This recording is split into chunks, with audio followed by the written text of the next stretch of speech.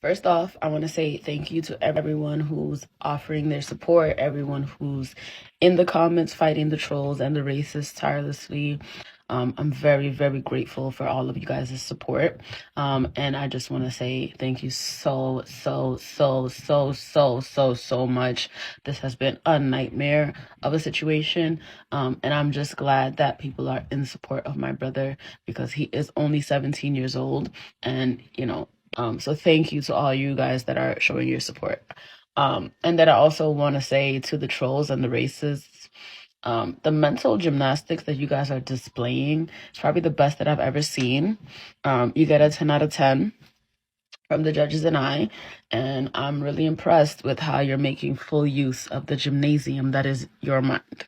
Guys, I got to tell you, the amount of frustration that I have this morning is absolutely unbelievable. Okay, so if I seem upset, if I seem ticked off, if I seem mad in this video, it's because I am. Okay, because our society loves to reward bad behavior. Okay, even when people are obviously in the wrong, for whatever reason, we want to come out here and to defend criminals. Okay, and criminal behavior, bad behavior. And it's sad, it really is. Because the Citi Park Karen situation has become one of those situations that we are rewarding bad behavior. We're rewarding people who were not victims simply because we have a bunch of stupid people in this country that are obsessed with race. They're obsessed with race, okay? They're obsessed with this idea that white people are evil and they're out here harassing black folks in the street and that black folks are suffering because of it. Something that's just not happening, okay? But they want to hold on to this false narrative, this false idea so much that, again, they will go as far as to raise almost $50,000 in 24 hours for the family of the young black scholar who obviously did not have rights to ride the bike at the time in which Sarah Jane Connery came up to try to rent the bike. Okay? It's really that simple. And every single time the family comes out here to tell their side of the story, they admit to more and more and more guilt. But apparently now, not only are they trying to raise $120,000, again, like I told you guys, they filed a police report, allegedly, according to the alleged TikTok of the sister here, who seems to be the brains in the family, which, I mean, kind of explains why they keep admitting guilt. Because if this is your brains, whew, again, this is, again, not a good look. But anyways, they want the footage released to the public, okay, of the Citi Bike incident. I guess the CCTV footage, which has to be out there somewhere, I believe. They also want GoFundMe to refund everybody that donated to Sarah Jane Connery, right? So they're jealous that she got over $100,000. And they also want the hospital to fire her, okay? And they're raising money, I'm presuming, or at least they're telling the public that they're raising the money to try to do that. But what they're actually really raising the money for is for themselves, okay? Because they're trying to get rich quick, okay? But again, every single time they come out here and tell their side of the story, again, they just look guiltier and guiltier and guiltier. But everybody else is stupid except them. Take a look. And there's some information I didn't explain in the initial video. So here's my follow-up video with more information pertaining to why my brother docked the bikes, why they didn't leave. Brother's a bike angel. So first, Citi Bike naturally encourages riders to ride in intervals, 26 cents a minute, but he has a $5 a month Citi Bike subscription and he's able to ride for 6 cents a minute, and his first 45 minutes for a ride are free. The 37 cents you see in the first receipt is because he went over that time. But usually he rides and docks and rides and docks. Docking your Citi Bike restarts your time. He rides bike number 5603915 home at 7:59 p.m. Couple of minutes, maybe 20 minutes after the interaction had happened. And there's people saying, oh, he's squatting on a bike, resetting his bike to ride it again to where he came from. This is the receipt that I included in the other video. I just had to crop it so that the date can show up. Here's the issue, because it seems to be getting lost on some of y'all. Sarah Jane Carmy wanted the bike so bad, she violated my brother's personal space, then proceeds to cry and scream for help in the middle of Manhattan in a group of black boys. Knowing what that would look like, knowing that she's not in danger, knowing that she doesn't need help. There were other bikes at the rack. Why didn't she go get a different bike? My brother's not a thief. My brother's not a thug. My brother's 17 years old. He's actually preparing for graduation and prom and to go to college. So imagine having those three major life events for a teenager coming up, and you have to deal with all of these things. They recorded that incident out of safety because they were scared for their lives. Imagine if a police officer or a self-appointed vigilante would have walked by and saw that situation. What would they have done? What would have happened to them? And she wanted to get her way by any means necessary, even if that meant potentially endangering the life of a minor. That's the point. That's the issue. That's the point. She scanned the QR code by violating his personal space, by violating him in general, because he said no and she did it anyway. He's affected by this. This is not just a social media thing. There's real people behind this.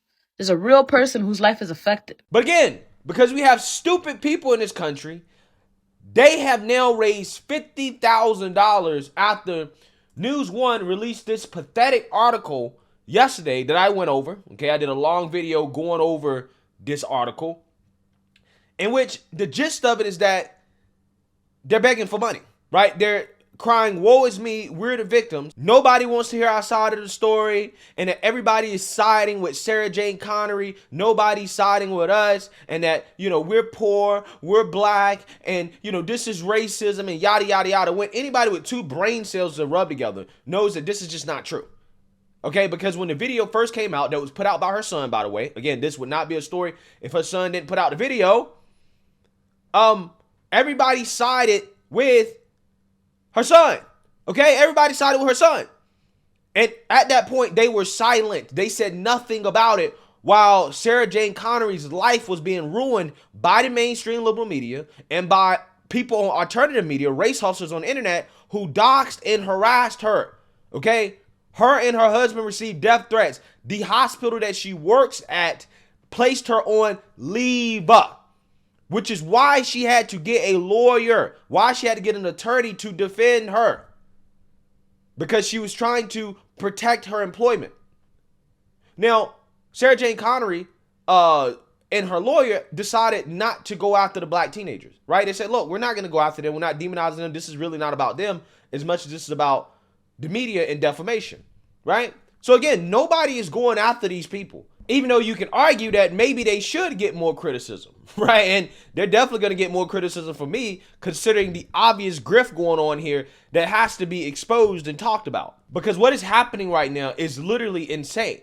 Okay, you have this family being rewarded for essentially bad behavior, okay, for essentially admitting to guilt. They admitted, okay, throughout their own testimony, with their own receipts and their own story that was written here, that this young black teenager docked the bike at 719, and he tried to sit on the bike to keep anybody else from renting the bike. He tried to gatekeep the bike for the sole purpose of not having to pay for it, okay? He did not want to pay to rent the bike longer than a certain amount of time because he would have been charged extra. Now, again, what is that called?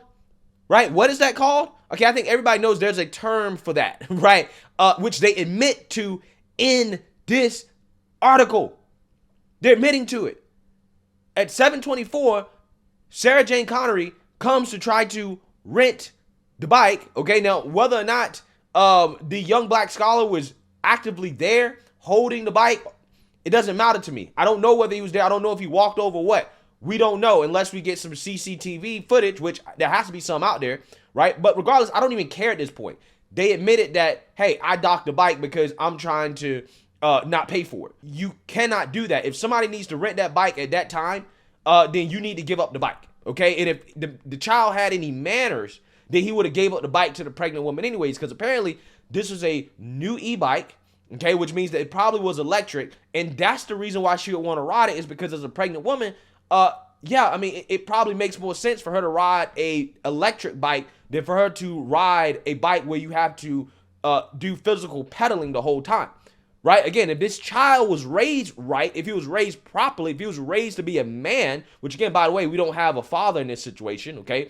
Wink, wink. Again, here we have another common denominator here, but if he was raised to be a man, then he would have gave that bike up to the pregnant woman and would have said, you know what, I'll take another bike because she needs that bike more than I do. That's what should have happened, right? But no, because apparently this child wasn't raised correctly, right, in regards to manners and chivalry and, you know, how you're supposed to treat women in public, especially pregnant women, because their lazy asses said no, okay? They said, no, you can't ride our bike, even though they weren't renting it at the time. And you had 5 of them. You had 5 young black scholars, okay, who just happened to tell this woman no. 5 of them. Not one of them said, you know what? You can have my bike, ma'am. Which is what should happen in a decent society, right? Where we have young kids being raised properly. But apparently we don't have that anymore. Maybe it's a northern thing, right? I'm from the South. So if I was in that situation, and I have been in these situations before, and almost every time in a situation like that, I am always inconveniencing myself for women, okay? I always do that. And I even do that for older men as well, too, because I was taught to respect my elders and to respect adults, okay? Because I'm young, right? I'm a young man, right? And as a young man, I'm more than capable of inconveniencing myself for others, okay, to have more convenience. Again, maybe this is just something that happens in the South. I don't know, okay? But what I do know is that, again, these kids clearly did not care about that. And at one point in the video, they actually wished ill will on her and her baby, okay? They said that they hope that her baby comes out mentally challenged, right? This is what they said on video to the woman. Wait, you pulled it out? Hey, Hassan, you pulled it out? Hassan, you pulled it out? This is my bike. It's on my account. Please move. All right, so why don't we reset the bike? I'm not resetting the bike. It's his. It's his. It's his. Reset it and then pull it out on your account. You are active. This is my fake client. This is fake client. Stop fake crying. Hey, stop touching me. I don't touch you. Hold up. Hey, stop touching me. Stop touching me. Why don't you take this bike? Stop touching me. I will. I take it. Exactly. Out of here. So take it. Baby gonna come out with Wait, how you stop crying? Not a tear came down, miss. Not a tear came down. Right? And at that point, I'm going to keep it 100 with you. If that is the case, if they had the only e-bikes there, we already know they weren't actually renting the bikes at the time, and all the other bikes that were available were more physical bikes where you had to do more pedaling or whatever in order to actually, you know, get where you're going, then I don't blame the woman for trying to take the bike, even if the kid was there. I don't blame her, because at that point, these kids are just, again, they don't have any manners or proper home training, because they should have let her get that bike, considering the circumstances. She's a woman and she's pregnant. They could have and should have, in a sane society where young men have proper home training, they should have volunteered to take the other bikes. But instead, no. Let's actually make the pregnant woman go take the other bikes that, you know, apparently are going to be harder for her to ride home, okay? It's going to be less convenient for her. And again, the identities of these boys, we still really don't know their full names. We don't know really who they are, okay? We don't really know who the family is. We just know that they did this interview here with News One. Okay, they've been silent the whole time. They're coming out here crying victimhood. Oh, woe is me. Oh, woe, she raised $100,000. All the white conservatives are on her side. Everyone on my side just stayed kind of silent. And we're poor and black, right? Again, you see what's going on here. This is about money, right? They're trying to get a quick payday, and you got idiots that are going to give it to them, right? Again, for bad behavior that everybody, again, in a sane, civilized society should realize that, no, they're in the wrong. They don't deserve to get paid from this. I don't care if they're poor immigrants. I don't care if they're poor and black. I don't care who they are. That ain't got nothing to do with who's right and who's wrong in this situation. Has nothing to do with it. But again, this is what the mother's coming out here saying. Again, she's using every single liberal talking point that the media was using, okay, before the truth came out. But yet she claims that, oh, everybody was siding with the white woman. When, again, just listen to what she's saying here. Quote, so with a white woman standing there and screaming for someone to help, if the police had come and my son was standing there, they are going to shoot him. If he runs, they're going to shoot him. Again, where's she getting that from? She get that from the mainstream media. Everyone is taking her side because she is rich and she is white and she hired a lawyer and the lawyer's defending her. They put it all over the television and no one tried to find out who the boy is, who could have lost his life. They didn't find out who the family is. Everybody just ignored us like we don't matter. Again, not true. And just total bullshit that has been put out here by, again, the mainstream liberal media in response to the video that initially came out in which they're pushing this narrative about something that's never happened before ever, okay, which is that white women who scream out and cry for help against a black man are putting black men's lives in danger, right? When, again, there's never been a time in history in which a white woman screamed for help because a black man was there and the police came and just shot the black man on the spot. That's never happened, okay? And if it has happened, somebody please show me. I would love to see it, right? But that's never happened. Again, they're quite literally trying to create some narrative that just does not exist. It doesn't exist. It's not a thing. It's not a thing at all. Quote, I don't care about how much money that lady is getting because if I were to lose my son, the whole world full of money would not bring him back. Yes, we're immigrants. Yes, we're poor, but we're not thieves. I get EBT because I wish I could afford to feed my children, but I can't. I work 7 days a week. We aren't hurting anybody. Well, again, your son definitely hurt this woman by putting out that video and trying to claim that she was stealing their bike, even though, again, she had receipts to prove that, you know, it was her bike and it did belong to her. And you have receipts to prove that you knew that that bike was not in your possession, despite what your son said on video, which is that I have the bike on my account. Okay, it's on my account. And actually, you don't. Okay, at the time, you did not because you had docked it, which means that, no, it's not on your account at that time. I could argue that, yeah, you did hurt her, right? Considering what happened to her, okay? And clearly you do care about how much money she's getting because you mentioned it, right? You mentioned the fact that she got $100,000 raised for her through GoFundMe, which is not going to her, right? That's actually going to her lawyer more than anything to save her job and possibly to sue media outlets for defamation. But again, here's the grift. Here's the grift. We don't care about the money, but we're poor. We're immigrants. We're not thieves. Again, even though her son was trying to gatekeep a bike that didn't belong to him because he wasn't written anymore because he didn't want to pay for it. He didn't want to be charged extra. Again, I'm not sure exactly what you would call that, but I'm just saying, right? There seems to be a lot of contradictions. So yeah, lo and behold, we have this GoFundMe that, as of the making of this video, has raised $47,000, almost $50,000 in less than 24 hours. And this is what they claim they're using it for. This is what the people that set up say. They say, we are assisting the family of the young man who Sarah Connery assaulted over a Citi Bike. Her supporters and the right-leaning media have propagated the narrative that she was the victim. Well, she is the victim, clearly.